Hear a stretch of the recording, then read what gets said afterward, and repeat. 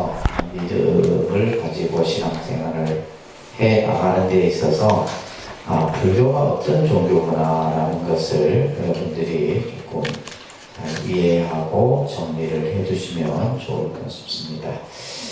자, 그 다음에 오늘은 조금 이제 세계관에 대한 내용을 조금 보도록 하겠습니다. 이 세계관이라는 말, 먼저 세계관이라는 의미가 어떤 의미인가를 조금 우리가 이제 개념적으로 살펴보게 되면, 보통 우리가 세계라 했을 때는 공간적인 의미가 가지고 이제 공간적인 의미에서 세계를 설명하기도 하고, 또 혹은 어떤 우리가 이제 이 인식하는 방식, 우리가 생각하는 그 틀을 얘기할 때 또 이제 세계라는 표현을 같이 가지고 있어요. 우리가 보통 이제 일반적으로 세계라고 했을 때는 이제 뭐 공간적인 의미로서 많이를 이해를 하게 되죠, 그죠? 그래서 보통 이제 일반적으로 세계관 이렇게 했을 때는 이렇게 정리를 할 수가 있어요. 어떤 지식이나 우리가 어떠한 관점을 가지고 이것을 근본적으로 인식하는 하나의 어떤 방식, 틀, 이것을 보통 세계관이다. 예를 들면 당신은 어떤 세계관을 가지고 있습니까? 이렇게 물을 때 이제 그런 개념이에요. 그러니까 우리가 예를 들면 여러분들이 살아오면서 지금까지 여러분들이 어떤 경험했던 일들, 또 어떤 지식을 통해서 가지고 있던 여러 가지 생각들, 그것을 통해서 여러분들이 어떠한 사고의 어떤 방식, 틀을 가지고 있느냐라고 했을 때도 이제 보통 세계관이다 이런 말을 씁니다. 그래서 우리들이 이제 살아가는 데 있어서 그냥 뭐 대충 살고 그냥 그냥 사니까 살고 이런 어떤 것이 아니라 여러분들이 특히 이제 불교라는 종교는 합리적이고 체계적인 어떤 개념을 갖고 있기 때문에, 그래서 여러분들이 이 세상을 살아가는 데 있어서 올바른 세계관을 가지고 살아가는 것이 중요하다는 겁니다. 그러기 위해서는 지금 내 주변에서 벌어지고 있는 일들을 여러분들이 볼 줄 알아야 되죠. 요즘은 우리가 이제 많은 정보들을 여러 가지 컴퓨터 온라인을 통해서 또 SNS를 통해서 여러 가지 방송 매체를 통해서 그죠? 하루에도 뭐 수많은 정보들을 우리는 접합니다. 그러니까 이 어떻게 보면 수많은 정보 속에서 여러 가지 어떤 비극적인 일도 일어나고 그죠? 사회, 경제, 문화, 정치, 뭐 환경 여러 가지 것들을 그죠? 여러분들 이제 뭐 다음이나 네이버 이런 검색들 자주 하시잖아요. 그러면 그 검색 분류들이 쭉 되어 있잖아요. 예를 들면 정치 분야, 사회 분야, 경제 분야. 근데 사람들이 이제 각자 자기가 관심 있는 분야들을 보게 되죠. 그죠? 정치에 관심이 있으면 정치 분야 쪽을 쭉. 또 요즘에는 네이버 같은 경우는 근데 여러 이제 신문들을 한눈에 다 볼 수 있도록. 그래서 저도 이제 책상 앞에 앉아서 좀 시간 날 때 보면 정보 검색을 좀 많이 하는 편이에요. 그래서 세상이 어떻게 돌아가고 있는가. 예를 들면 지금 뭐 우리나라에서만 벌어지는 일들이 아니라 전 세계적으로 이제 우리가 일어나는 일들을 한눈에 다 볼 수가 있죠. 또 예를 들면 이제 뭐 요즘 젊은 친구들 같은 경우에는 주식에 관심이 있으니까 주식의 어떤 여러 가지 경제 상황이라든지 그죠? 이런 것들을 우리는 요즘에는, 옛날에는 이러한 정보가 한정이 되어 있었는데 지금은 뭐요? 정보라고 하는 이 영역 자체가 원체 광범위하게 이렇게 넓혀져 있다 보니까 다양한 것들을 우리는 접할 수가 있습니다. 이제 그러면서 우리는 지금 우리가 사는 사회, 그죠? 현대 사회가 겪고 있는 여러 가지 요소들, 이런 것들을 우리는 직접 경험하기도 하고, 또 그러면서 이제 여러 가지 뭐 국제적으로 뭐 미얀마 사태라든지 그죠? 이런 것들이 남의 일이 아니라 결국 우리 주변에서 일어나는 일들이다. 그래서 이제 불교 공부라고 하는 것이 꼭 어떤 부처님의 어떤 가르침만을 배우는 것이 아니죠. 어떻게 보면 중생세계 속에서 일어나는 일들을 우리는 그것을 이제 부처님의 가르침으로 고통이나 여러 가지 괴로움의 문제들 이런 것들을 해결해 나가는데 중요한 핵심이 있는 거예요. 그래서 이제 가장 중요한 것은 지금 우리가 사는 21세기 지금 현재 우리에게 가장 당면한 문제는 코로나겠죠, 그죠? 코로나19가 이 긴 터널에서 어떻게 하면 벗어날 수 있는가라고 하는 것이 모든 이들의 어떻게 보면 관심사예요. 근데 이제 중요한 것은 나중에 아마 이제 코로나가 종식이 되고 나면은 이 왜 코로나가 이제 코로나19가 발생이 되었는가, 그 발생되는 어떤 원인이라든지 또 그 이후에 이제 우리들의 어떤 삶의 변화라든지 이런 것들을 우리가 이제 또 잘 살펴볼 수 있어야 된다는 겁니다.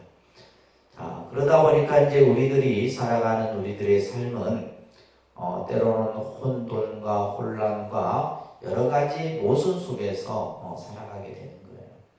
그럴수록 우리는 뭐요? 올바른 가치관, 여러분들 각자의 어떤 흔들림 없는 그러한 생각들을 중심을 가지고 살아가야 되는 거죠. 결국 우리 삶이 모순과 혼란에 빠져든다라고 하는 것은 우리의 삶의 기본 원칙이 다시 말해서 가치관이라고도 할 수 있어요. 그죠? 좀 더 큰 의미에서는 세계관인데 이것이 이제 무너지는 거예요. 그러다 보니까 이제 이런 것들이 이제 정립이 안 돼 있다 보면 우리가 흔히 말하는 자살률이라든지 또 어떤 정신적인 혼란 이런 것들을 경험할 수밖에 없다는 거예요.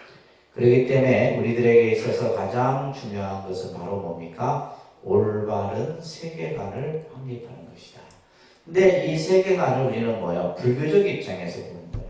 부처님의 가르침의 그 내용 속에서 우리가 세상을 어떻게 바라보느냐라는 거예요.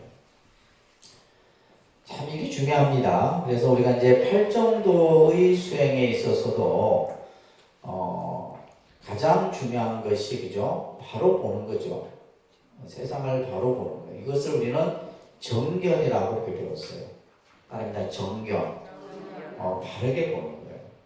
근데 우리는 사실 현실 속에 살아가면서 세상을 그냥 내 눈의 내가 보는 관점만을 가지고 보게 되는 거예요. 그래서 우리가 이제 이 두 가지의 관점을 불교에서는 얘기를 하는데, 하나는 단견이라고 하는 개념이 있어요. 단견. 따릅니다. 단견. 끊어질 단자를 써서 단견은 뭐냐면, 이것은 예를 들면, 단견의 개념은 모든 것을 그냥 무의 입장에서 보는 거예요. 무. 예를 들면 우리가 세상은 그죠? 삶이란 그냥 죽고 나면 끝이다. 이렇게 생각하는 건 단견이에요. 단견입니다. 그래서 무의 입장에서 바라보는 이 관점, 이것을 이제 단견이에요. 그런데 이것도 바람직하지 않죠, 그죠? 반면에 또 상견이라고 하는 개념이 있어요, 불교에서. 따릅니다. 상견. 상견은 이것은 이제 유의 입장에서 보는 거예요. 유의 입장. 그래서 불교의 어떤 정견의 개념은 유와 무의 개념을 뛰어넘는 거죠. 그래서 우리가 정견의 개념은 바로 이것을 중도관이라고 해요. 무슨 관요? 중도. 다시 말해서 있다, 없다. 근데 우리는 항상 보면 이 유무에 빠져버리게 된다는 거예요. 그래서 어떤 사람은 모든 것을 그냥 무의 입장에서 보고, 또 어떤 사람은 또 상의 입장에서 보고. 그래서 서로 이제 우리가 어떻게 보면 자기 생각의 고집을 만들어 버리는 겁니다.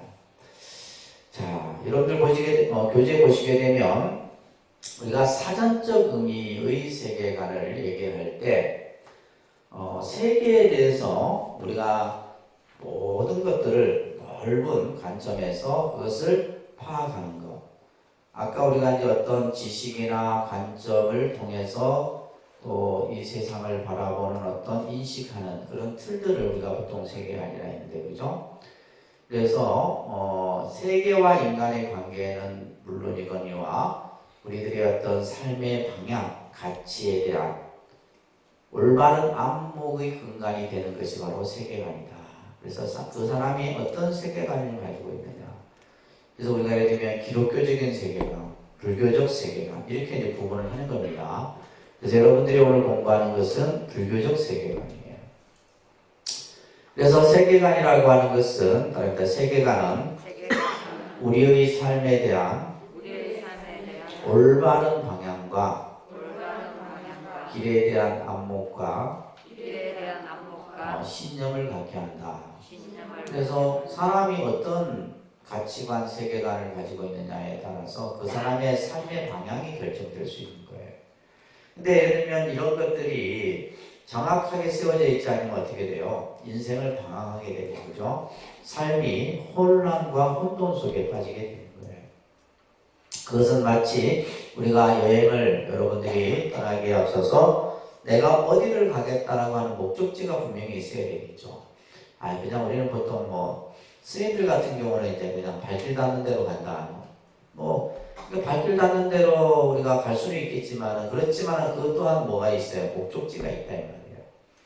그래서 우리가 도달하고자 하는 목적지, 그리고 이제 그 목적지를 정해놨으면 어떻게 갈 것이냐라고 하는 방향, 그죠? 예를 들면 차를 타고 갈 것이냐, 걸어서 갈 것이냐, 여러 가지 그런 것들이 있을 수 있겠죠. 그리고 이제 그에 대한 요즘에는 이런 것들이 이제 전부 검색을 통해서 우리가 다 할 수 있다 보니까, 그죠?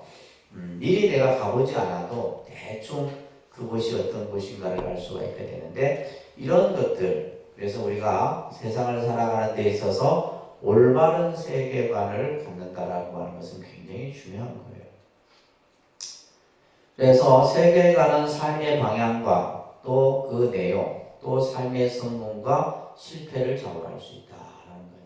그래서 이제 성공한 사람들의 어떤 자선적 이런 성공 스토리를 보게 되면 그 사람들은 전부 이런 자기만의 어떤 그 세계관을 가지고 그 목적지를 향해서 이제 그죠 도달하는 이런 어떤 인생 성공 스토리들이 우리는 볼 수 있게 되는 겁니다. 그런데 이제 간혹 보면 잘못된 세계관, 잘못된 어떤 사고나 신념이나 가치관을 가지게 되면 이제 그 사람은 인생이 이제 힘들어지게 되는 거죠. 이것을 우리는 이제 전도망상이라고 합니다.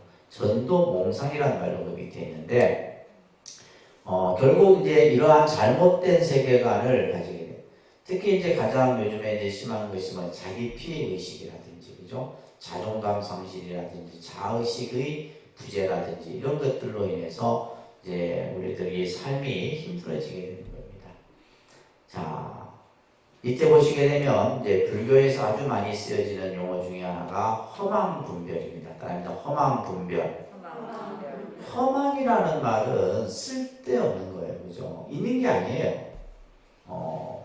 있는 게 아닌데 그것을 마치 있는 것처럼 분별합니다. 아까 이제 우리가 유다, 무다라고 분별하는 것이 허망분별이에요. 근데 우리 중생은 이 허망분별이라고 하는 이 테두리 속에 자기의 생각을 꽉 묶어놓고 있다는 거예요.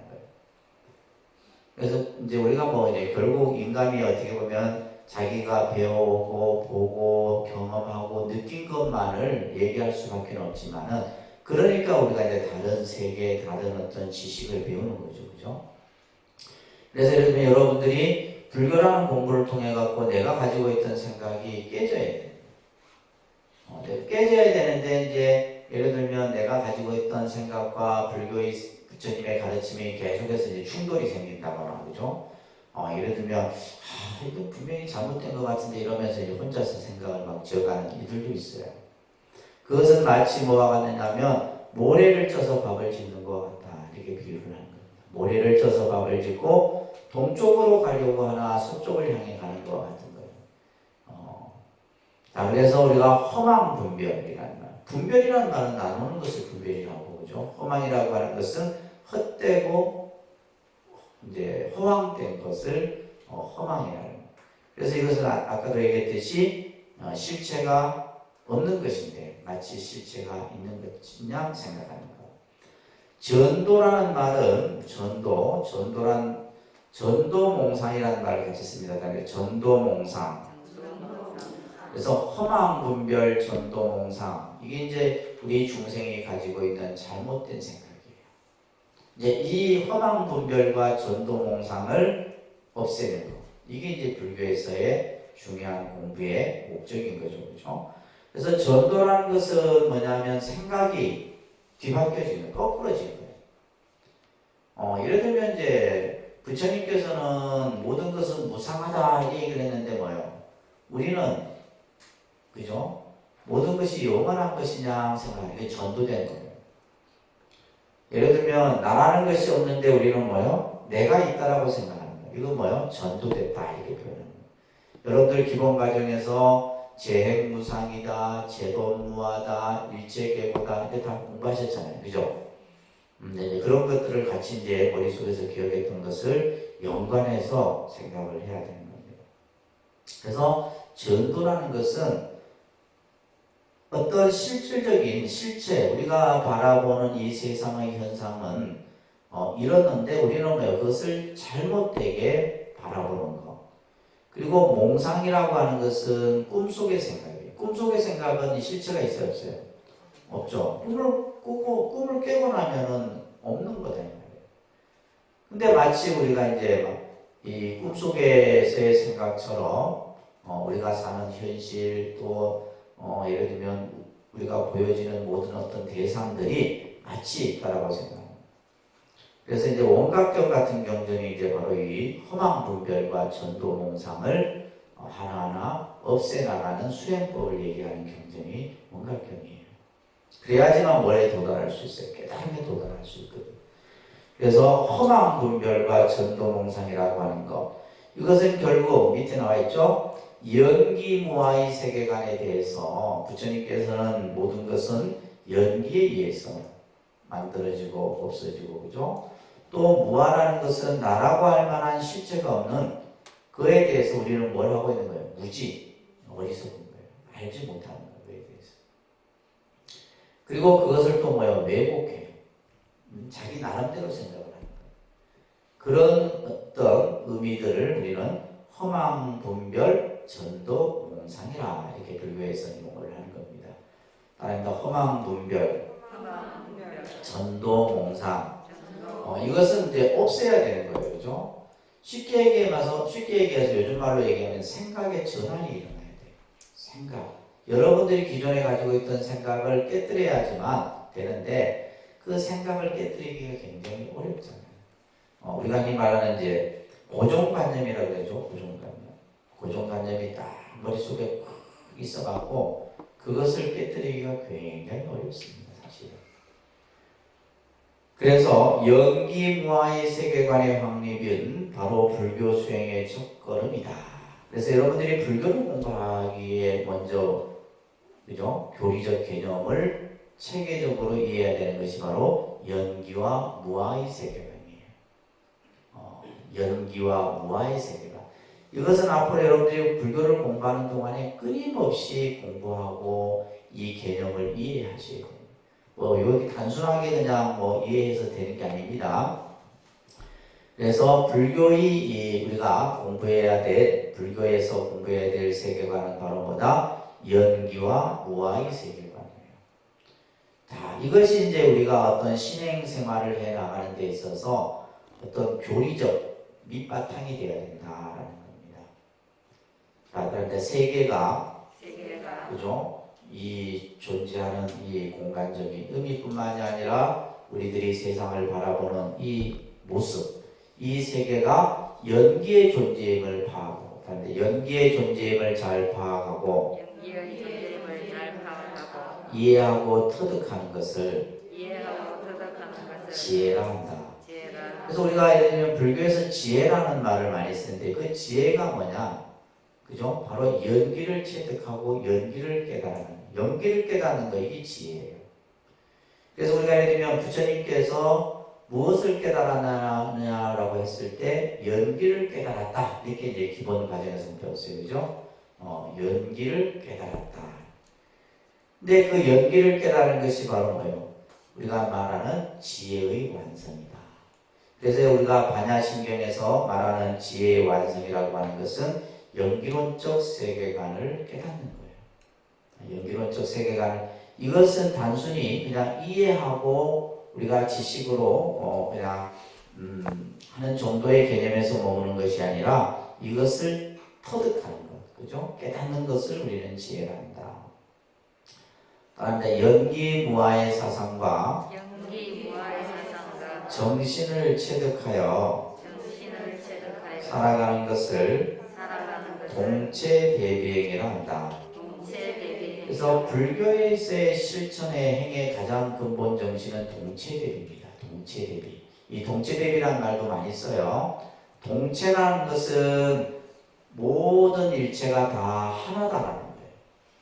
하나예요, 하나. 다시 말해서 지금 눈앞에 펼쳐진 자연과 내가 하나예요. 모든 것이 하나예요. 그 하나라고 하는 틀 속에서 그 속에서 뭐가 일어나는 거예요? 대비의 행위 만들어지는 거예요. 그렇기 때문에 불교는 모든 것을 둘로 나누는 것이 아니라 항상 뭐요? 하나로서의 모습에서 얘기를 한다. 이 말씀을 되찾으랬죠. 그죠? 그래서 이 연기와 무아의 세계관, 이것을 우리가 불교의 세계관에서 중요하게 얘기를 하고 있습니다. 자, 여러분들 프린트를 한번 잠깐 보겠어요. 이거는 조금 설명을 해놓은 거라서 여러분들이 보시면 조금 이해하기가 쉬운데, 불교와 현대 과학 사이의 관련성을 논의하기에 앞서서 먼저 인간과 사물의 존재 방식, 이것을 존재론이라고 합니다. 인간과 사물의 존재. 그러니까 예를 들면 이 생명이 존재하는 존재의 형태, 모습, 그죠? 그것을 구성하고 있는 요소, 이런 것들을 말합니다. 또 인간의 근원적인 문제, 인간의 가장 근원적인 문제는 뭐예요? 나고 죽음의 문제예요. 인간의 가장 근원적인 문제는 뭐다?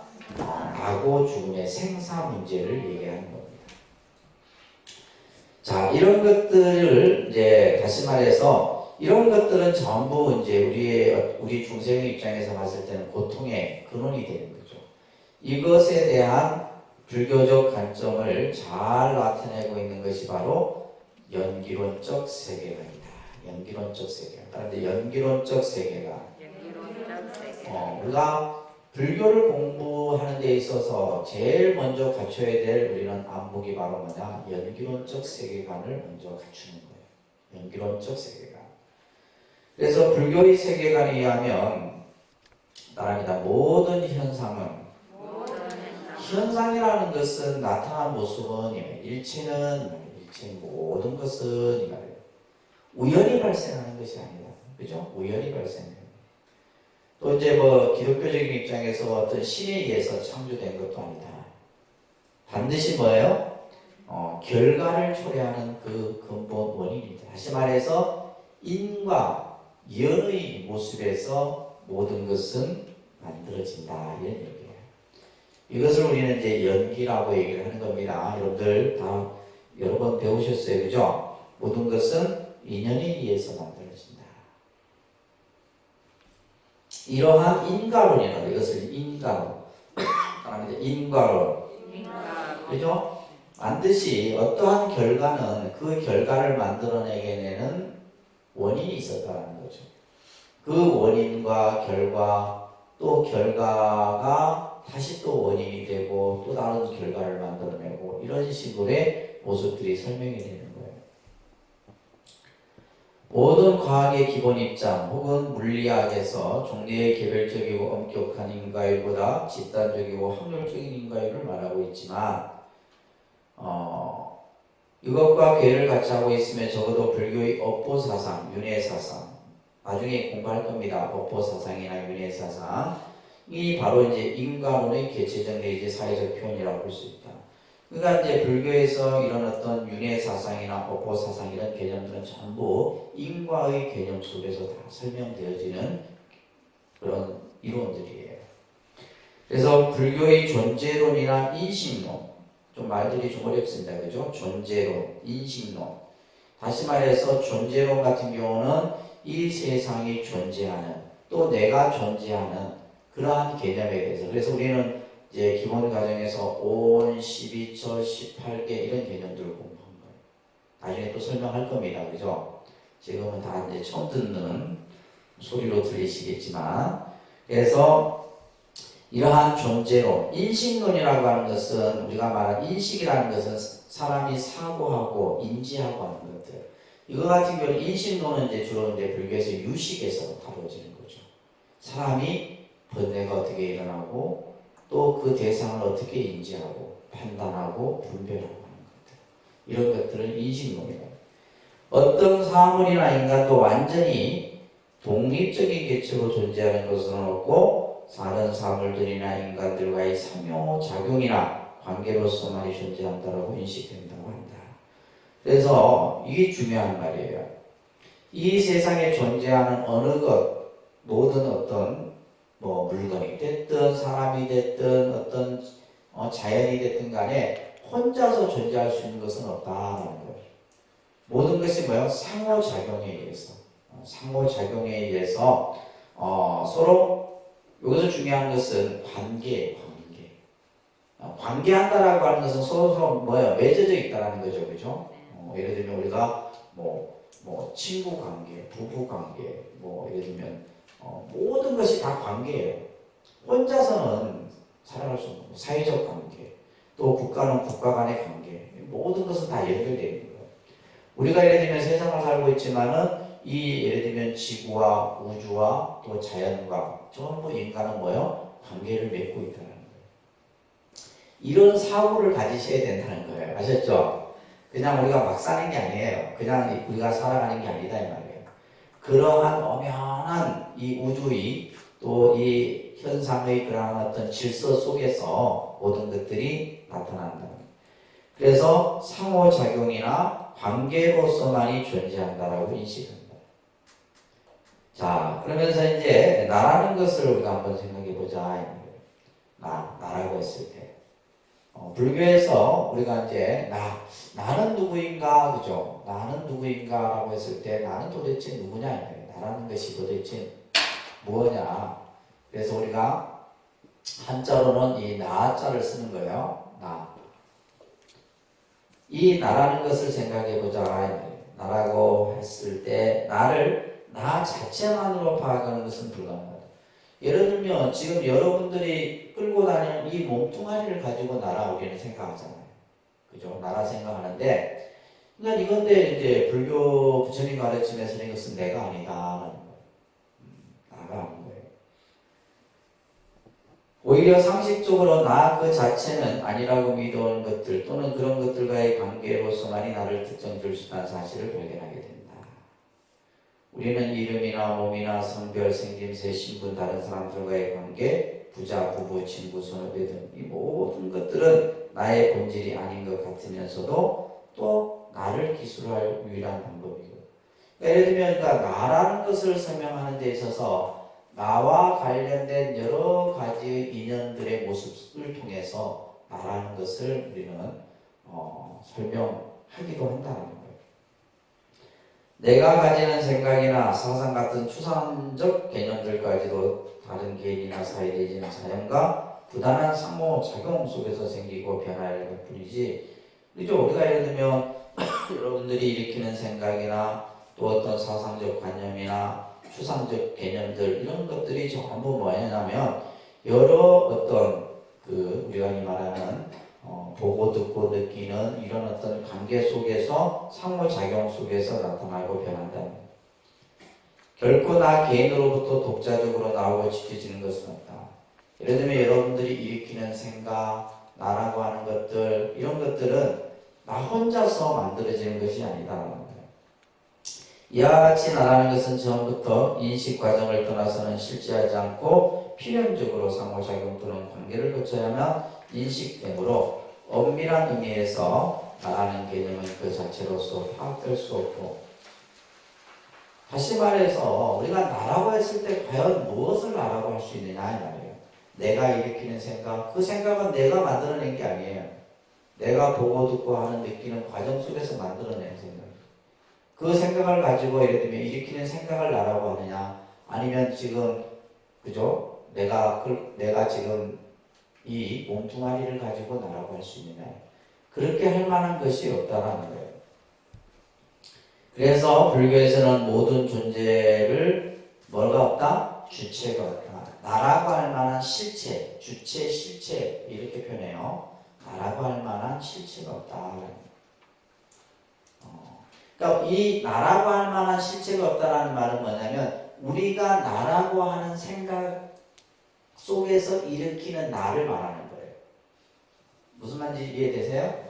그러니까 우리가 예를 들면 나라고 했을 때, 예를 들면 나라고 했을 때 우리는 이제 첫째는 이 육신을 통해서, 그죠? 육신을 통해서 지금 내가 이 몸뚱아리를 우리는 나라고 할 수도 있고, 또 우리가 예를 들면 내가 일으키는 인식, 생각을 가지고 그 일으키는 생각을 우리는 내 생각 이렇게 하지만은 이것은 이런 것들은 뭐요? 나라고 할 만한 뭐다? 주체, 실체가 될 수 없다라는 거예요. 그래서 그것을 부처님께서는 무아의 개념으로 설명합니다. 이것은 모든 삼라만상에 대해서도 다 같이 적용된다. 모든 일체, 모든 것. 그래서 이 무아의 개념이, 그죠? 나중에 뭘로 더 발전이 되게 되냐면, 이 무아 상상이 나중에 뭘로 만들어요? 공으로 만들어지는 거예요. 그래서 일체 개공 이렇게 우리는 배우셨어요. 그죠? 그다음에 일체 개공. 일체는 다 공이다. 이거예요. 일체는 다 공이에요. 나도 공이고, 이 현상의 모습도 공이에요. 근데 우리는 아까도 얘기했잖아요. 아니, 있는데 왜 자꾸 부처님은 공이라고 하고, 그죠? 공의 개념은 없다라는 개념이 아닙니다. 없다라는 개념이 아니에요.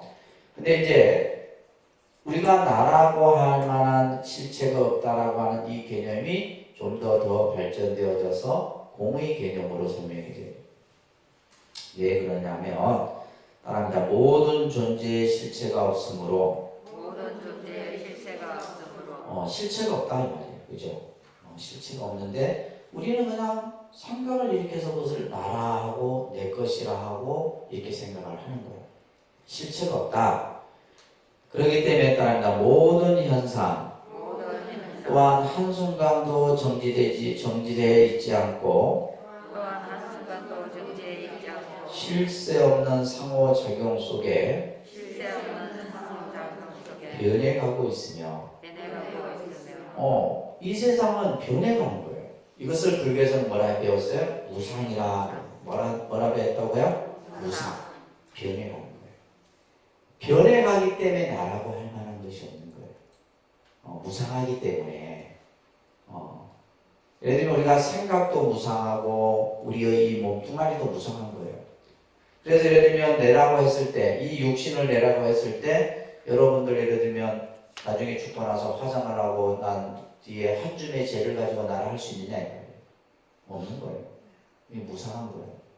무상하기 때문에 무상하다라는 것은 부질없고 뭐 덧없고 이런 개념이 아니에요. 무상의 개념은 뭐다? 변해간다 이런 뜻이에요. 아셨죠? 우리 이 육신도 변해가지만은 우리 마음도 변해가.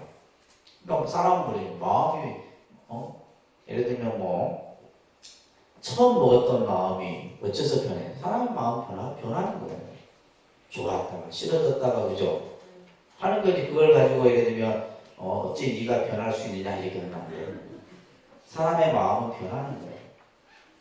좋았다 싫어졌다고 해도 막 그냥 미웠다가 다시 또 이제 좋아지기도 하고 하는 거예요. 그래서 모든 것은 쉴 새 없는 상호작용 속에서 상호작용 이게 중요한 상호작용이라는 서로서로의 관계 속에서 이 말이에요. 변해가는 거예요. 그렇기 때문에 인간의 모든 고통과 문제들은 그죠? 우리들이 살아가는 데 있어서 결국 불교는 이 고통이라고 하는 괴로움이라고 하는 이것을 풀어가는 것이 핵심이다. 이 고통과 문제들은 바로 무아와 무상의 원리를 체득하지 못한 상태에서 부처님께서는 우리들에게 끊임없이 모든 것은 실체가 없는 무아요, 그죠? 모든 것은 변해간다, 무상을 얘기했는데 그것을 우리는 뭐야? 알지 못해. 그 알지 못하는 것을 우리 아까 뭐라 했어요? 허망, 분별, 전도, 몽상 이렇게 되는 거예요. 그런 어떤 상태에서 우리는 뭘 일으켜요? 탐욕, 집착, 집착, 무지, 무지, 이걸로 인해서 뭐가 일어나는 거예요? 괴로움이 일어나는 거예요. 그래서 일체가 다 괴로움이다.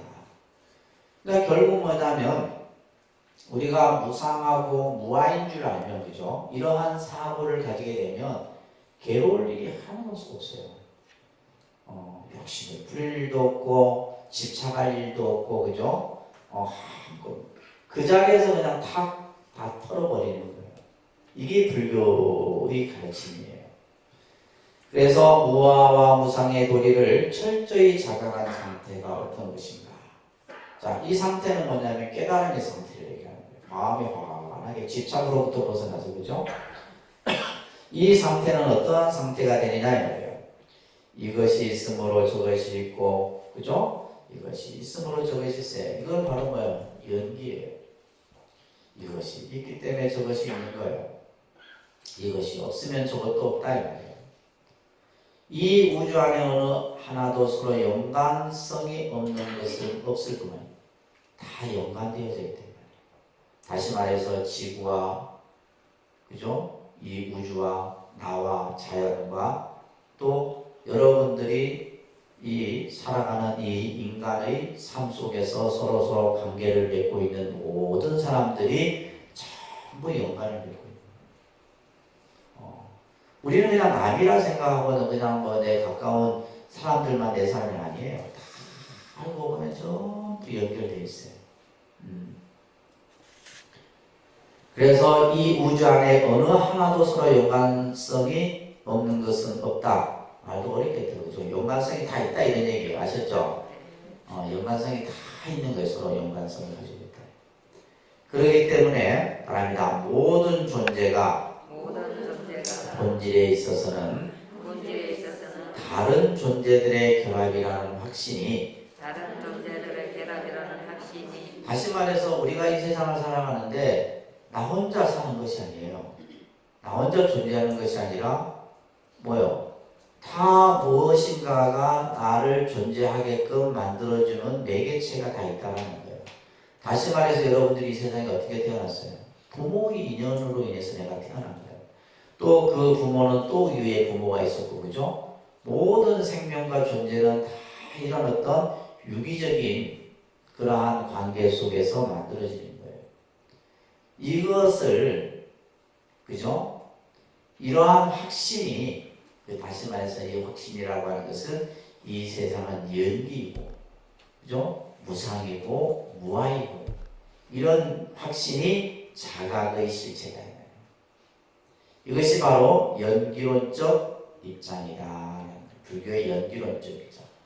그래서 우리가 연기론적 입장을 이해하기 위해서는 뭘 먼저 이해해야 할까? 재범무아, 재행무상, 그죠? 일체 계곡. 이것을 우리는 기본교리에서 삼법인이라고 배웠어요. 기억나세요?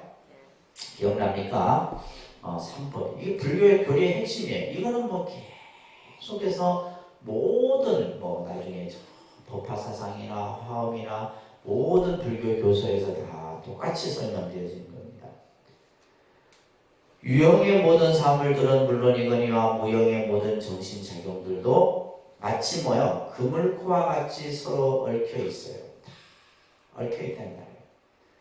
생각이 얽혀 있고 우리의 감정이 얽혀 있고 우리가 살아가는 이 존재의 모습들이 전부 그물 여러분들 그래서 나중에 이제 화엄경 같은 경우에는 인드라마의 이제 그물을 얘기를 해요. 인드라망이라는 그물을 통해서 그 그물에 구슬이 달려 있는데 그 구슬과 구슬이 서로 비춰지는 이런 전부 이런 관계 속에 다. 그러다 보니까 모든 것이 다 우리는 연결되어 있는 거예요. 연결되어 있다라고 보는 겁니다. 그래서 얽혀 있어 그중 어느 하나가 움직여도 다른 모든 것들에 영향을 주게 됩니다. 그러니까 예를 들면 누군가가 아프면 그 아픈 것이 나에게 영향을 미치는 거예요. 누군가가 기분이 안 좋으면 기분 안 좋은 것이 나에게 영향을 미치는 거예요. 우리가 작게는 그랬잖아요. 여러분들 가정에서 집안에 어느 남편이 됐든 자식이 됐든 누가 아프면 그 가족 구성원들이 다 아픈 거예요. 왜냐하면 몸뚱아리는 서로 다르지만은 다 연결되어 있다는 거예요. 그러니까 우리가 지금 예를 들면 뭐 세계에서 일어나는 여러 가지 뭐 미얀마 사태라든지 또 지구의 온난화로 인해 갖고 그죠 환경 재앙이라든지 그런 모습이 이것이 나하고 별개의 모습이 아니다라는 거예요. 이게 불교론적 연기관이에요. 전부 뭐요? 나하고 관련되어져 있다 이 생각을 가져야 돼요. 자, 그렇기 때문에 이 우주 안의 모든 것을 한 덩어리로 보는 거예요. 한 생명체의 유기적 공동체로서 파괴된다. 그래서 우리가 이제 이 우주는 하나예요, 하나. 한 덩어리, 한 덩어리. 그 한 덩어리 안에 보면 우리가 지구 본 여러분 보셨죠? 한 덩어리예요. 근데 이 지구라는 것은 저 우주에서 한 점에 불과해. 한 점에 불과합니다. 우리가 지금 뭐, 그죠? 이렇게 보니까 뭐, 이게 큰 것 같지만은, 이 우주본을 딱 여러분들 가지고 한번 싹 돌아보면, 하나에 하나. 하나로 다 연결돼. 하나고 그 우주라고 하는 어떤 거대한 모습 속에서는 지구는 또 그 가운데 한 일부에 불과하다. 이 말이에요. 그렇기 때문에 모든 것을 한 덩어리 한 생명체의 유기적 공동체로 봐야 돼요. 그러기에 불교는 인간을 뭐라 그래요? 소우주라 해요. 인간을 뭐라 한다고? 소우주. 우리 인간을 소우주라고 하고 그러면서 한 티끌도 전 우주를 봐요. 그래서 이 법성계에 나오는 개성이에요. 일미진중함시가 그죠? 한 티끌 아주 일미는 한 일미진이라는 것은 아주 작은 미세한 티끌 가운데 시방은 뭐예요? 이 우주를 말하는 거예요. 시방이라는 공간은 우주를 말하는 겁니다. 우주가 그 안에 전부 포함됩니다. 이게 연기론적 세계관에서 만들어질 수 있는 사고예요. 우리가 생각할 때 어떻게 티끌 속에 이 우주가 담겨 있느냐. 또 여러분들 큰 스님들 보면 듣다 보면 마음이 이 우주를 다 그죠? 포함하고 있다. 마음 안에 우주가 있다. 그러니까 불교가 얼마나 스케일이 큰 거예요. 이 넓은 우주를 그냥 내 마음 안에 그대로 들여다보고 또 이 보여지는 모든 현상이 하나의 우리의 마음이라고도 표현하는 거예요. 자, 그래서 이러한 연기론적 관점을 서정주 시인의 국화의 폐사라고 하는 시를 가지고 설명하고 있어요. 그죠? 한 송이 국화꽃을 비우기에 봄부터 서쪽새는 그렇게 오른다 보다. 이렇게 이제 시작되는 이제 이 시인데, 근데 우리가 봤을 때 이 국화꽃과 봄의 서쪽새 울음은 시간적으로나 공간적으로나 아무런 관련이 없을 것 같지만 불교의 연기론적 입장에서 보면 이것은 충분히 연관성이 있다는 거예요. 예를 들면 지금 우리가 지리적으로 공간적으로도 저 남극에 얼음이 녹고 있잖아요. 얼음이 녹고 있는데 우리랑 별 관계 없을 것 같죠? 아니에요. 관계가 있습니다. 예를 들면 여러분들이 그냥 함부로 버리는 뭐 쓰레기가 됐든 뭐 그런 이런 우리 인간이 버리는 그 쓰레기가 결국에는 나중에 우리들에게 그대로 후대들에게 그대로 영향을 미칩니다. 이것이 바로 뭐다? 불교론적 연기관이다. 아시겠죠? 네. 이 사고를 우리가 가져야 된다 이런 얘기예요. 이 불교가 바라보는 세계관을 말하는 겁니다. 그렇기 때문에 나무 한 그루 풀 한 폭이라도 그 자체로서 존립할 수 있는 것이 아니라 전부 뭐예요? 모든 이 우주와 함께 더불어서 그죠? 어우러져서 꽃을 피우고 열매를 맺고 한다는 거예요. 이것을 이제 우리는 상의 상존적 관계라고 해요. 그러니까 상의 상존, 혹은 상의 상관 이렇게 얘기해요. 상의 상관, 상의 상관적 관계, 상의 상존적 관계. 이 상의 상존이라고 하는 것은 서로 하고 있고 의지하고 의존하고 있다는 거예요. 예를 들면 우리가 인간이 살아가는데 물이 없으면 살아갈 수 있어요. 공기가 없으면 살아갈 수 없잖아요. 나중에는 이제 실제 이제 우리가 대기 오염이 심해지면 지금 보면 이제 뭐 중국 이런 데 뭐 보면 지금 뭐 그죠 그 모래 그게 우리가 생각해봐도 한 20년 전만 해도 이렇게 공기가 막 이렇게 대기 오염이 없었던 것 같아요. 근데 점점점 이게 심해집니다. 그죠? 심해져갖고 뭐 서울 같은 데는 아예 앞이 안 보일 정도로 심해요. 근데 그게 서울에서만 끝이 아니에요. 점점점 내려오죠. 그죠? 내려옵니다. 그래서 서해안 쪽이 이제 중국하고 가까운데 그쪽에서 이제 몽고나 이렇게 중국 쪽에서 모래바람이 불면 그대로 넘어오는 거예요. 이런 것들이 전부 이제 불교에서 이제 이런 어떤 연기론적 모습에서 설명을 하고 있는 거예요. 이것을 이제 화엄경에서 은유적으로 표현하고 있는 인드라의 진주 그물. 인드라. 이것을 인드라망이라고 해요. 아까 얘기했죠, 그죠? 그러니까 인드라망. 이 망자는 그물망자예요. 저 제석천이라고 하는 하늘 천상에 있는 그물인데 그 그물마다 보주가 달려 있어. 그 보주가 달려 있는데 그 보주들이 전부 이제 영락 구슬들이에요. 구슬에서 이제 빛이 나오겠죠, 그죠? 그 빛이 서로 뭐냐 하면 각기 다 나타나는 거예요. 이것을 우리가 흔히 이제 상즉상입이다라는 화엄 사상에서 나오는 표현입니다. 그래서 따라합니다. 상즉상입, 상즉상입이라는 이런 이제 표현들이 나오는데 이것을 이제 화엄경에서는 따라합니다. 중중무진. 중중무진이라는 말은 거듭 말이에요. 담이 없이 거듭 담이 없이 법계라는 것은 이 우주를 말하는 거죠. 이 세계가 연기되고 있다. 서로 뭐요? 다 관계된 속에서 보이지 않는 관계된 속에서 예를 들면 모든 인연들이 이 연기의 모습들이 나타나고 있다. 자, 그렇기 때문에 그 밑에 보시면 하나의 유기적 공동체로 파악된 나는 무아가 아니라고요. 우주적인 전하로서.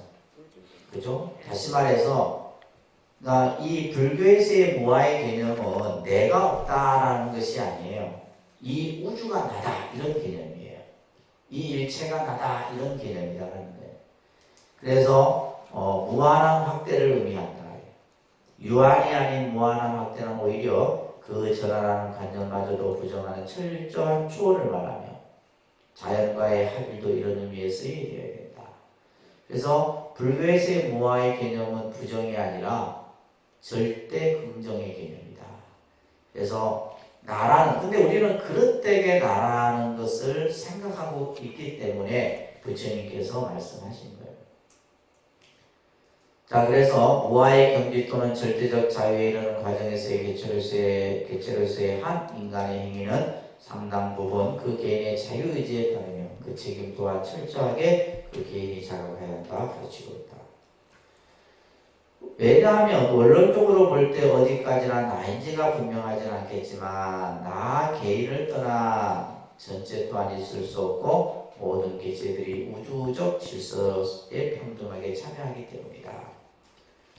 그렇기 때문에 인간의 행위에 대해서 옳고 그름은 단지 그 행위가 무아적 또는 전화적 입장에서 취해졌는지 아니면 아직 자각되지 않는 소화적 입장에서 취해졌는지 하는 기준밖에 쓸 수 없다. 이와 같이 불교에서는 분별적이고 자기중심적인 세계가 이것을 뭐란다? 무명이라 하는 거예요. 무명. 그래서 무명이라는 말은 앞에 우리 무지라는 말과 같은 말로서 그냥 단순히 어리석음의 상태를 얘기하는데 그 어리석음이 뭐냐 하면 전부 분별하고 그죠? 자기중심적으로 단편적으로 아까 얘기했듯이 단견과 상견에 빠지는 이것을 우리는 무명이라 얘기하는 거예요. 그래서 우리가 진리를 깨달음으로써 전체적이고 조화로운 세계관을 체득하는 것을 궁극의 목표로 삼고 있다. 이 진리가 바로 연기예요. 그죠? 그래서 부처님께서는 연기를 보는 자, 그죠? 열애를 본다. 이렇게 말씀하신 거예요. 그래서 지금 이제 요 불교론적 연기관을 우리가 이제 보면서 교제를 한번 보시기 바랍니다.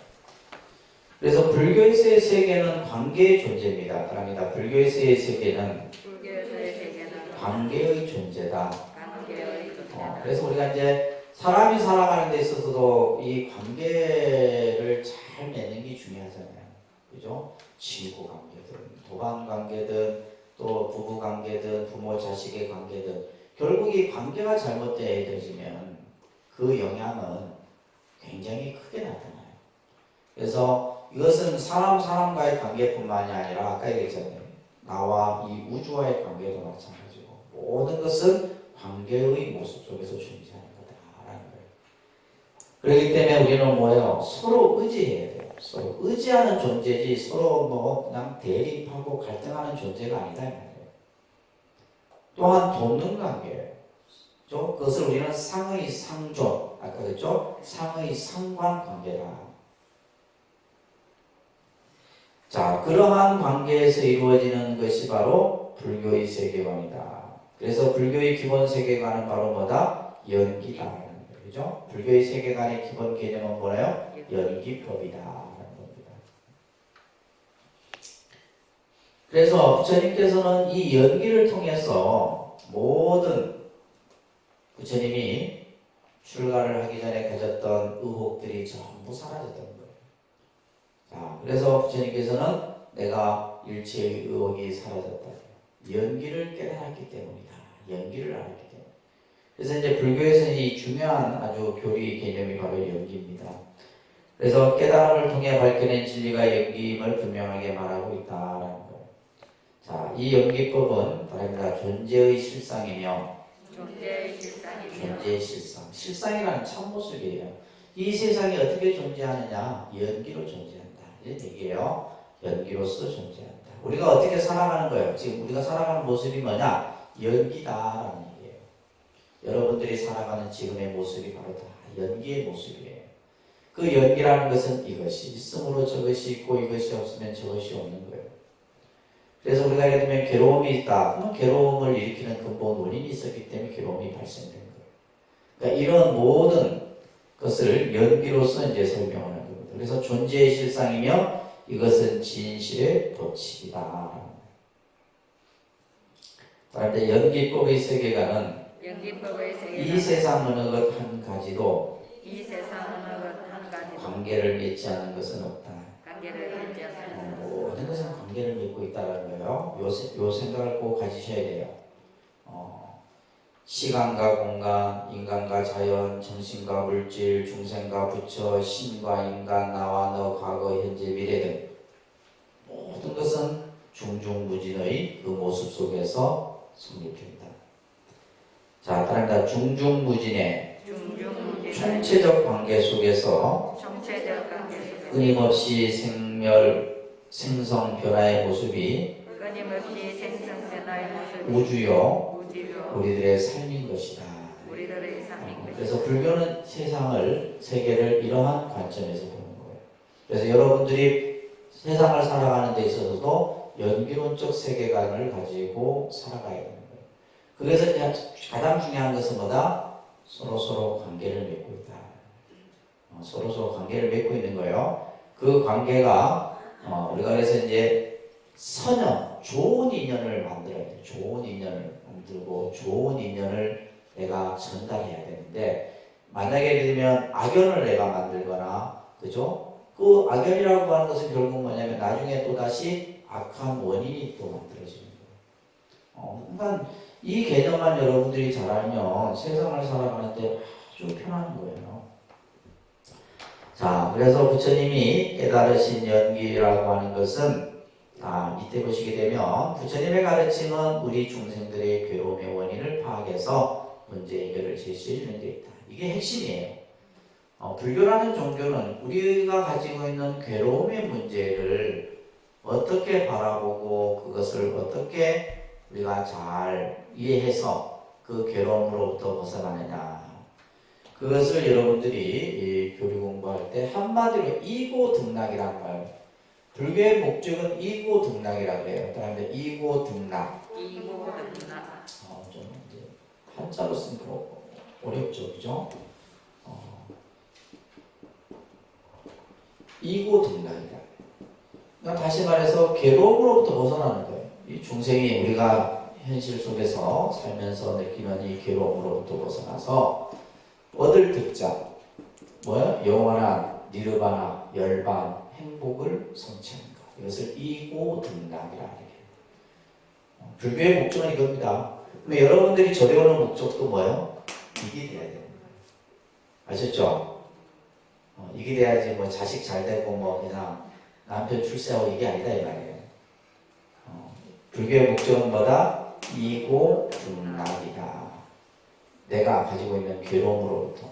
근데 이제 이 괴로움이라고 하는 안에 속에는 그죠? 뭔가 내가 현실 속에서 여러 가지 일들이 많이 일어나겠죠. 그죠? 그거로부터 벗어나는 거예요. 이것이 본질이다라는 겁니다. 그래서 이 세상은 어떤 법칙에서 이루어지고 소멸되고 그것을 생멸의 법칙이라고 합니다. 그러니까 생멸의 법칙. 자, 생멸의 법칙, 존재의 법칙, 그죠? 여러 가지 이제 설명들이 나오는데 이 생멸의 법칙이 바로 연기의 법칙입니다. 연기의 법칙, 인연의 법칙, 이렇게 다 얘기하는 거예요. 같은 말이에요. 모든 것은 어떠한 원리에 의해서 이루어지는. 그러니까 기독교는 이제 신의 창조론을 얘기하기 때문에 우리가 이제 불교에서 말하는 이러한 연기의 개념과는 아주 정반대죠. 그래서 이것은 누가 만든 게 아니에요. 부처님이 만든 것도 아니고 신이 만든 것도 아니고 절대자가 만든 것도 아니에요. 이것은 이미 본래부터 존재했었던 거예요. 근데 이제 이것을 부처님은 깨달아서 이것을 우리 중생들에게 설하셨던 거예요. 그죠? 그 밑에 이제 자바안경 12권이 나옵니다. 그래서 따라합니다. 만약 연기를 보면 법을 보고 법을 보면 연기를 본다. 그러니까 우리가 예를 들면 이제 불교의 가르침은 바로 법이 중요하단 말이에요. 그죠? 부처님의 그러니까 지금은 부처님이 우리가 모습을 볼 수는 없잖아요. 단지 불상을 통해서 부처님의 모습을 우리는 그냥 볼 뿐이지. 그러면 그 부처님께서 우리 중생들에게 남겨놓은 법이 곧 뭐다? 부처님인 거예요. 그렇기 때문에 그 법을 보려고 한다면 뭘 봐야 된다? 연기를 봐야 합니다. 그래서 모든 교설의 핵심은 연기다라는 거 꼭 명심하세요. 불교의 교설의 핵심은 연기예요. 그래서 법을 보는 자 연기를 보고 법을 보면 그죠? 연기를 보면 법을 본다. 그래서 이 연기의 법칙은 불교의 핵심 사상으로서 이것은 항상 시방법계에 있는 거예요. 이것은 누가 만든 게 아니에요. 항상 이 우주에 여러분들이 태어나든 죽든 항상 존재하는 거예요. 이건 또한 부처님이 깨달으신 진리의 내용이고 모든 교설은 연기에서 나왔다. 모든 부처님의 8만 대장경의 가르침은 연기로부터 나옵니다. 그래서 연기법이 중요한 겁니다. 자, 그 다음에 과거의 일곱 부처님도 이 연기를 깨달아서 정답을 이루셨다. 그래서 아주 중요한 개념으로 얘기를 합니다. 그러니까 이제 기본 과정에서 여러분들이 배웠기 때문에 이제 중요한 내용만 설명드릴게요. 자, 그런데 연기랑 여기서 어떠한 원인에 대하여 함께 어우러져서 일어나는 것이다. 자, 그 밑에다 이렇게 써주세요. 모든 것은 조건에 의해 생성하고 소멸하고 지속한다. 이게 연기예요. 모든 것은 조건에 의해서 어떤 조건이 있어야 되는 거예요. 이게 조건이 바로 이제 인이 되는 거죠. 그것에 의해서 만들어지고 없어지고 지속한다. 이게 바로 연기다라는 거예요. 그래서 모든 일체의 존재는 원인과 조건에 의해서 성립이 되는데 이것을 인연생기다. 무엇으로 인해서 무엇으로 인해서 일어난다 이런 얘기입니다. 자, 그런 얘기들이 쭉 그 다음 페이지 넘겨보시면 설명이 되어 있어요. 그죠? 모든 존재의 현상은 원인과 결과에 의해서 성립된다. 그렇기 때문에 어느 것도 원인 없는 결과가 없고 결과에는 반드시 원인이 있다. 그래서 여러분들이 이제 이 인과 연의 개념을 정확하게 정리를 하셔야 됩니다. 인연, 그죠? 인연. 지금 이 책에서 설명하고 있는데, 자, 인은, 이 인자는 이제 직접적인 그 씨앗을 비유하는 거예요. 씨앗. 인. 그러니까 우리가 예를 들면 이건 직접적인 원인이에요. 인은 뭐다? 직접적인 거예요. 직접적인 원인을 우리가 인이라 해요. 그리고 우리가 연이라고 하는 것은 이거는 보조적인 거예요. 보조적인 거. 보조적인 결과예요.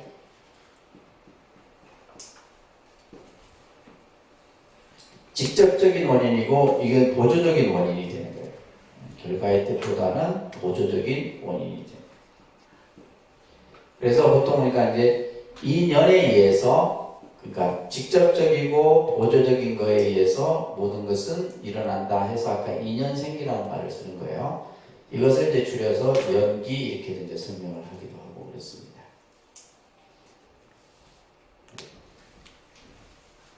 자, 그 밑에 보시게 되면 근본적이고 직접적인 것은 원인은 바로 뭐에 비유하고 있어요? 씨앗을 비유하죠. 우리가 씨앗을 그죠? 심어야지만 그 씨앗이 나중에 뭐 열매를 맺든 꽃을 피우든 또 어떠한 결과물을 얻을 수 있잖아요. 그러면 씨앗만 있어도 되는 것이 아니라 뭐가 필요하나요? 보조적이고 간접적인 원인. 이것을 연이라 하는 거예요. 뭐가 있어야 돼요? 물도 있어야 되고 구름도 있어야 되고 햇빛도 있어야 돼요. 그래서 직접적이고 보조적인 이 인과 연에 의해서 어떠한 결과가 만들어진다. 이것을 이제 우리는 이제 인연화합이다 이렇게 생각해요. 그러니까 인연화합. 그래서 우리 불교는 모든 것을 인연화합으로 설명합니다. 그래서 직접적이고 보조적인, 직접적이고 간접적인 이러한 인과 연에 의해서 우리는 이 세상을 살아가는 거예요.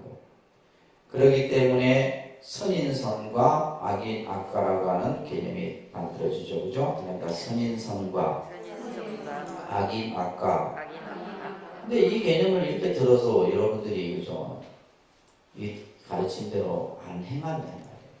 좋은 인연을 심어야지 좋은 결과를 얻는 거예요. 근데 우리는 좋은 인연도 심지 않고, 그죠? 나쁜 원인을 심어서 좋은 결과를 받으려면 그건 안 되는 거죠. 반드시 뭐요? 선인, 선과요, 악인, 악과다. 그리고 이거는 누가 대신해 주는 게 아니에요. 인연법은 누가 대신해 주는 게 아닙니다. 대신해 줄 수도 없고, 대신 받을 수도 없어요. 그것을 우리는 이제, 여기는 되어 있는데, 자작자수라는 말을 해요. 따라합니다. 자작자수. 내가 짓고 내가 받는 거예요. 꼭 명심하세요. 내가 짓고 내가 받는 거예요. 누가 대신 여러분들이 지은 업을 자식이 대신 받을 수도 없고 자식이 지은 업을 여러분들이 대신 받을 수도 없어요. 내가 지은 건 내가 받는다. 그리고 이제 이 인과법에서 보게 되면 한치의 오차도 없어요. 한치의 오차도 없습니다. 내가 준 만큼, 내가 베푼 만큼. 때로는 뭐냐면 이게 이제 이자까지 쳐서 생기는 거예요. 이자가. 그냥 원금만 상환하면 그나마 그것도 힘든데 이게 이자가 붙어요. 빨리 안 갚으면 이자가 붙습니다. 그러니까 이게 예를 들면 어떤 좋은 결과든 나쁜 결과. 그래서 이제 이 개념이 나중에 물론 업보사상하고도 연결이 돼요. 이 연계 개념이. 그러니까 우리가 예를 들면 얼마나 세상을, 그래서 이 세상은 공짜가 없다고 그러잖아요. 그죠? 그런 말 들어보셨죠? 진짜 공짜가 없어요. 다 모든 것이 인과법에 의해서 나타나는 겁니다. 자, 그래서 이제 이 개념을 여러분들이 잘 이해를 하셔야 되고, 자, 아까 제가 이제 여러 차례 얘기했던 연기서를 얘기할 때 항상 이 개념을 부처님께서 설하셨어요. 이것이 있으므로 저것이 있고, 따라합니다. 이것이 있으므로 저것이 있고. 자, 이것이라고 하는 것은 어떤 대상이에요? 어떤 대상? 이것은 뭐다? 어떤 대상이에요? 이것이 있기 때문에 저것이 있는 거예요. 이것이 일어나므로 저것이 일어난다. 자, 그러면 반대로 이것이 없다면, 그럽니다. 이것이 없다면 저것이 없고, 이것이 멸하면 저것도 멸한다. 이게 이제 연기설의 아주 중요한 공식인데, 이것은 무엇을 의미하냐면 이 세상의 모든 만유는 공간적으로나 시간적으로나, 그죠? 아까 모든 것은 독립되어 있지 않다 했잖아요. 서로 뭐하고 있다? 인이 되고 연이 되고, 상의 상존, 상의 상관, 그죠? 그래서 인이 되고 연이 되어져서 생기한다라는 거예요. 인연에 의해서 만들어요.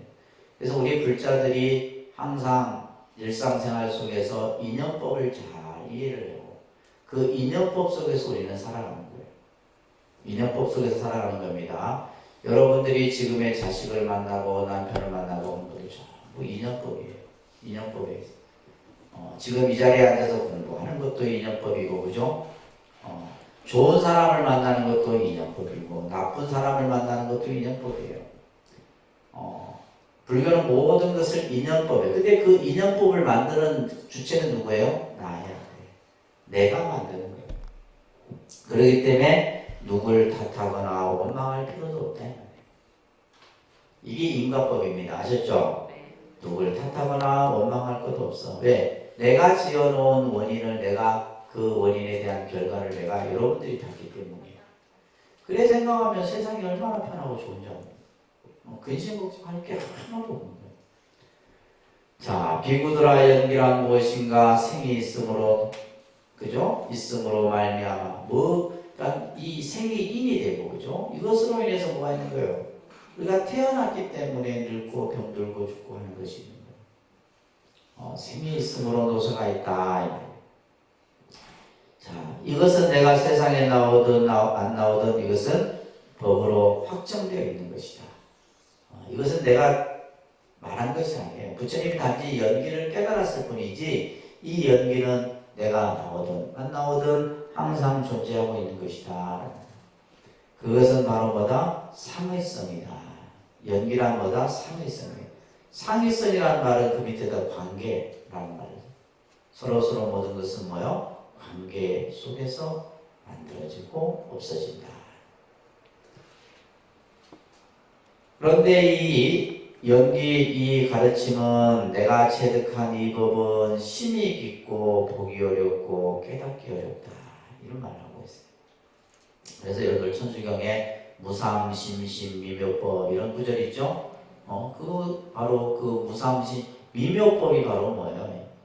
부처님의 모든 가르침을 얘기하는데 그 가르침 중에 핵심이 바로 연기다. 내가 체득한 이 법은 심히 깊고 보기 어렵고 깨닫기 어렵다. 이것은 적연미묘해요. 적연이라는 것은 그것도 때가 묻지 않아요. 때가 묻지 않은 청정한 미묘한 법이어서 이것은 우리들이 가지고 있는 생각을 초월해요. 우리 중생들은 이 생각을 가지고 있을 수가 없어. 왜? 우리 마음은 늘 뭐야? 탐욕과 집착과 어리석음에 갇혀져 있기 때문이에요. 그렇기 때문에 이것은 지혜 있는 사람만이 알 수 있다. 근데 이제 세상 사람들은 이것을 이해하지 못할 것이다, 알기 어려울 것이다, 이런 얘기를 하고 있죠. 그죠? 왜 그래요? 세상 사람들은 욕망을 즐기고 욕망에 빠져 좋아하고 있기 때문에. 그러니까 우리가 예를 들면 세상의 즐거움을 우리는 탐닉하고 있는 거죠. 이것을 정말 깊이 있게 생각하고 이것을 깨우치고 하기가 어려운 거예요. 중생의 입장에서는. 왜냐하면 이것보다 지금 당장에 우리가 즐기고 좋아하고 하는 것들이 있기 때문이에요. 자, 그런 사람들에게는 뭐요? 인이 있음으로 생겼다라는 연기에 있지는 알기 어려울 것이다. 이 얘기를 합니다.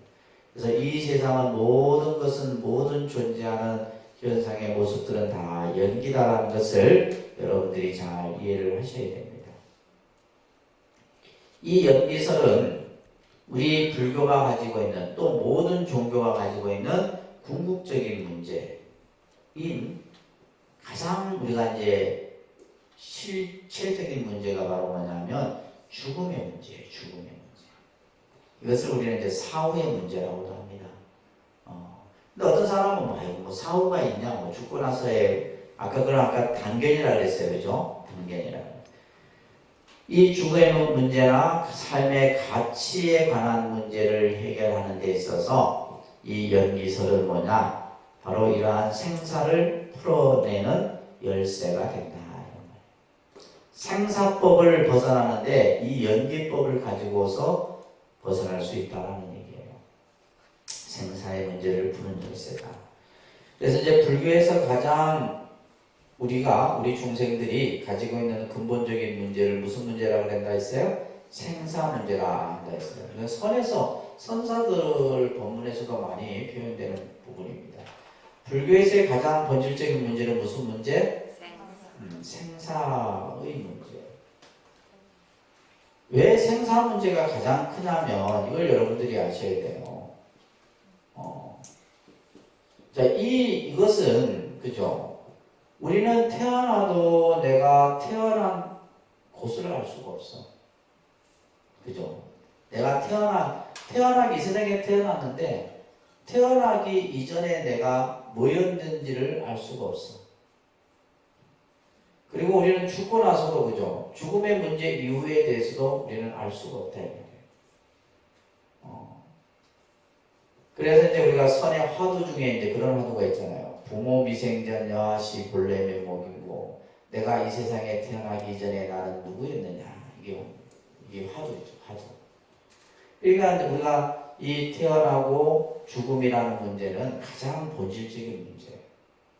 그래서 이제 스님들이 출가를 하고 수행을 하는 가장 그 공부의 핵심은 바로 뭐냐? 생사 문제를 푸는 이 공부를 하는 거예요. 그러니까 선방에서 스님들이 참선하고 하는 이유가 그겁니다. 아시겠죠? 바로 이 나고 죽음의 문제가 가장. 그래서 태어나도 태어나기 이전의 문제와 우리가 죽고 나서 죽음 이후의 문제. 근데 이것을 벗어나야 되는 거죠. 이것을 벗어나는 것이 불교가 가장. 근데 이것을 벗어나는 그 키를 누가 주고 있다? 연기의 개념이 주고 있다는 거예요. 그래서 연기라고 하는 것을 이해하는 것이 아니라 그것을 내가 뭐 하는 거예요? 체득하는 거예요. 그런데 이제 우리 중생들은 뭐냐면 요 안에서 벌어지는 일들이 크게 생각을 하고 있는 거예요. 그죠? 살아가는 현실적 문제들이죠. 살아가는 이 중생의.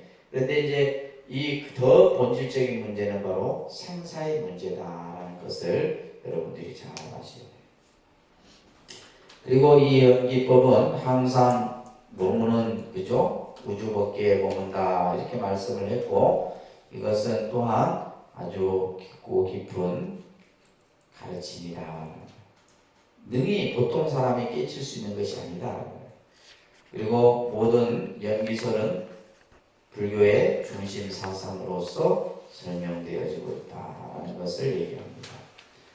그래서 우리가 이제 불교의 세계관을 오늘 이제 설명드리면서 여러분들이 이제 어떤 관점, 어떤 안목을 가지고 세상을 바라보느냐. 그래서 뭐 아까 이제 뭐 화엄에 대한 얘기도 있었고, 그죠? 여러 가지 개념들이 설해졌는데, 그래서 여러분들이 이제 이 불교의 세계관을 연기론적 세계관의 개념을 가지고 세상을 이렇게 좀 더 폭넓게 생각하고 모든 것은 인연의 모습 속에서 이해하고 그러다 보면 내가 가지고 있던 근심, 걱정 이런 것들은 그 속에서